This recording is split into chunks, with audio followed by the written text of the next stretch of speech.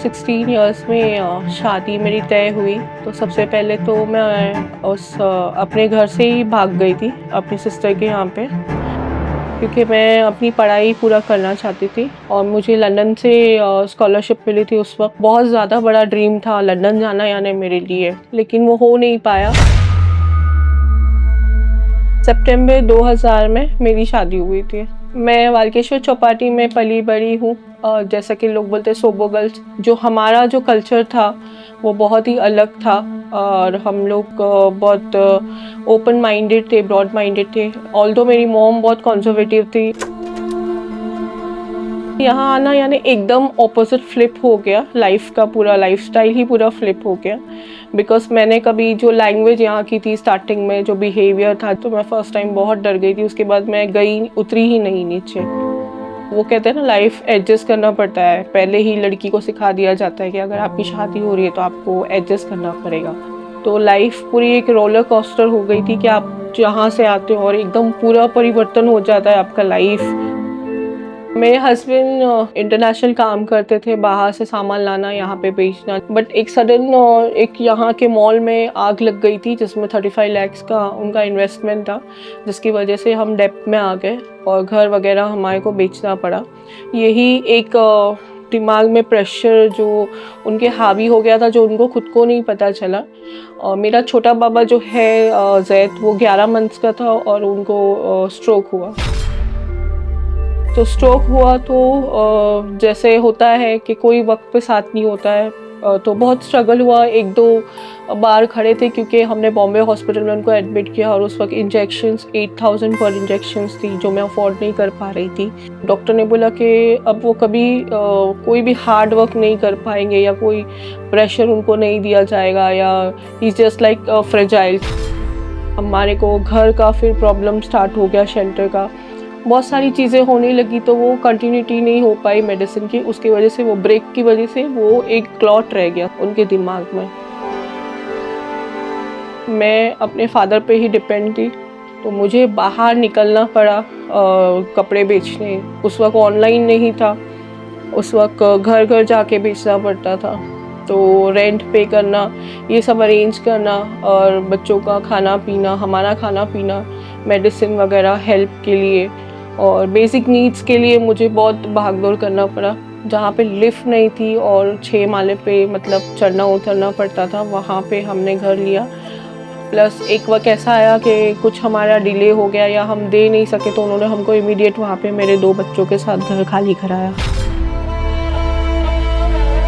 मैंने ऐसा भी वक्त देखा है कि मैं प्लेन में फिर गई हूँ, मैं गाड़ियों में घूमी हूँ, और उस वक्त ऐसा वक्त आया कि मेरे पास बस के लिए पैसे नहीं थे, जो कि उस वक्त सिर्फ 8 रुपीस या आने जाने के 4 रुपये होते थे।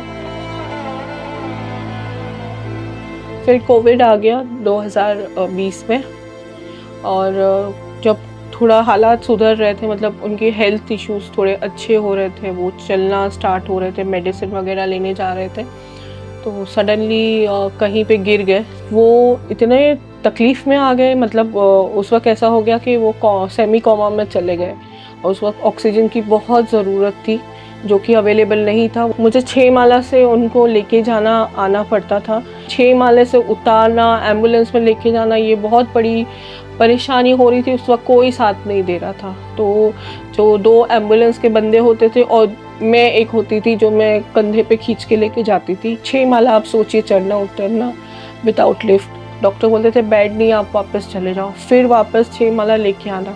तो सेंट जॉर्ज हॉस्पिटल में जब हमने एडमिट किया, तो सुबह उनका 4:30-5 बजे में इंतकाल हो गया।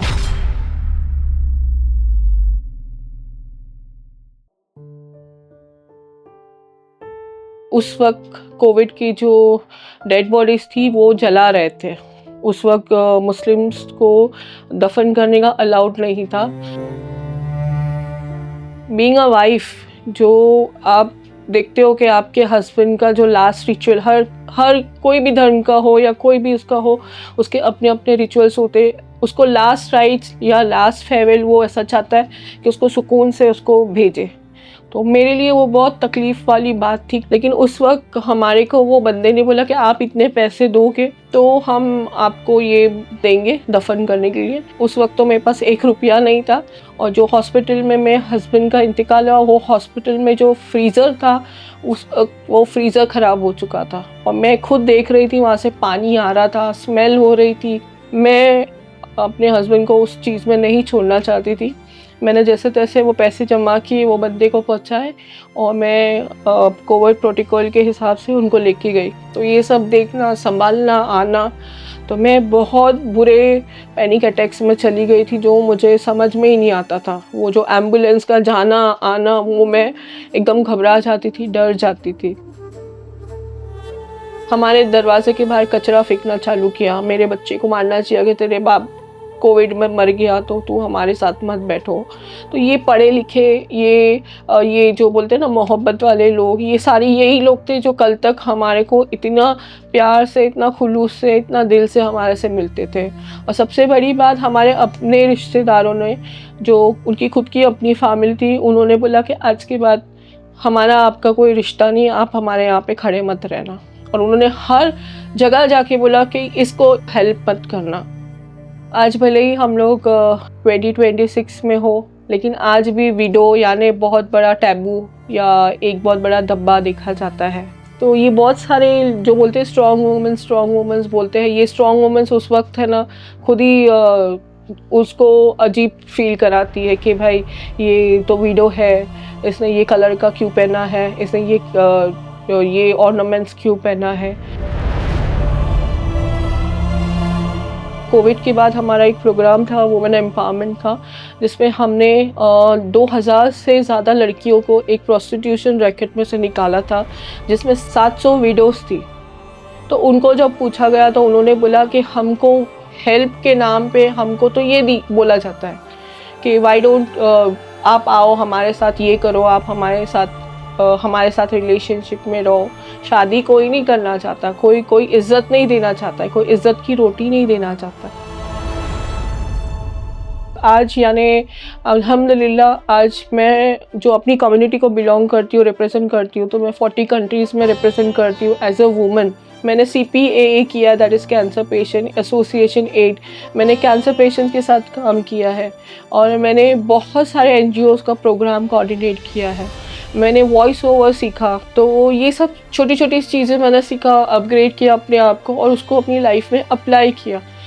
लेकिन मुश्किल ये आती है कि आपका जो अंदर का जो चल रहा है वो आपको पता है, ऊपर वाले को पता है, लेकिन आपके बच्चों के लिए आपको भागना पड़ता है, हंसना पड़ता है और चलना पड़ता है। और मैं कभी गिव अप नहीं करती हूँ। ये मेरे फादर ने मुझे बचपन से सिखाया था कि 3D, डिवोशन, डिटर्मिनेशन और डेडिकेशन। तो मैं बहुत ही डेडिकेट हूँ। मैं एक बार जो सोच लेती हूँ ये करना है तो वो करना है।